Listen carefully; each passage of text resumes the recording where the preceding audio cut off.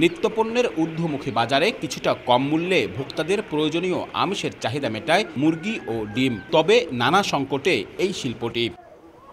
৬ মাস আগেও মুরগিতে পরিপূর্ণ থাকা খুলনার বটিয়াঘাটা উপজেলার এই খামারটি এখন খালি পড়ে রয়েছে। শুধু এই খামারটি নয়, পুরো জেলায় ছোট বড় ৬ শতাধিক মুরগির খামার বন্ধ হয়ে গেছে গত ১ বছরের মধ্যে। আর গত ৫ বছরে পুরো বিভাগে প্রায় ১০,০০০ মুরগির খামার বন্ধ হয়েছে, যার মধ্যে শুধু চুয়াডাঙ্গায় বন্ধ হয়েছে ৭,০০০ খামার। খামারিদের দাবি, দফায় দফায় মুরগির খাবার, বাচ্চা, ভ্যাকসিনের দাম বৃদ্ধিতে প্রতিনিয়ত উৎপাদন খরচ বাড়ছে। সেই সঙ্গে অতিরিক্ত তাপ, বন্যাসহ নানা প্রাকৃতিক কারণে মুরগির মৃত্যু ঘটছে।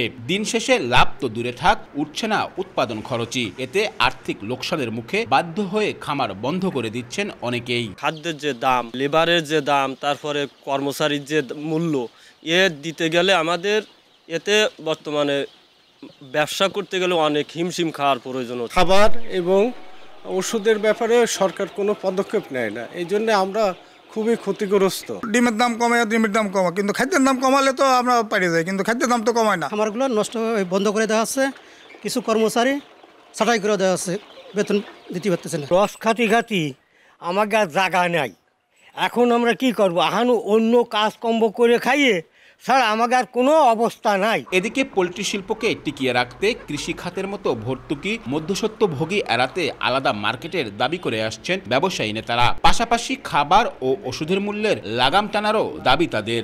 সহজ শর্তে তাদের প্রণোদনা দেওয়া এবং তাদের যদি ঋণও দেওয়া হয় তাহলে তারা ঘুরে দাঁড়াবে। খাদ্য খাবারে কিন্তু ভর্তুকি দেবে।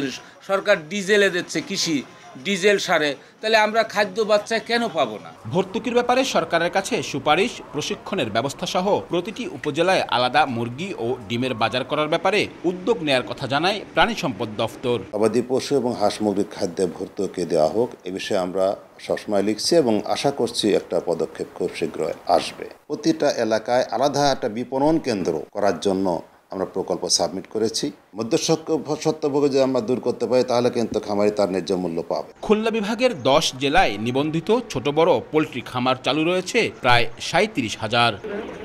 আব্দুল্লাহ আল মামুন রুবেল, সময় সংবাদ, খুলনা।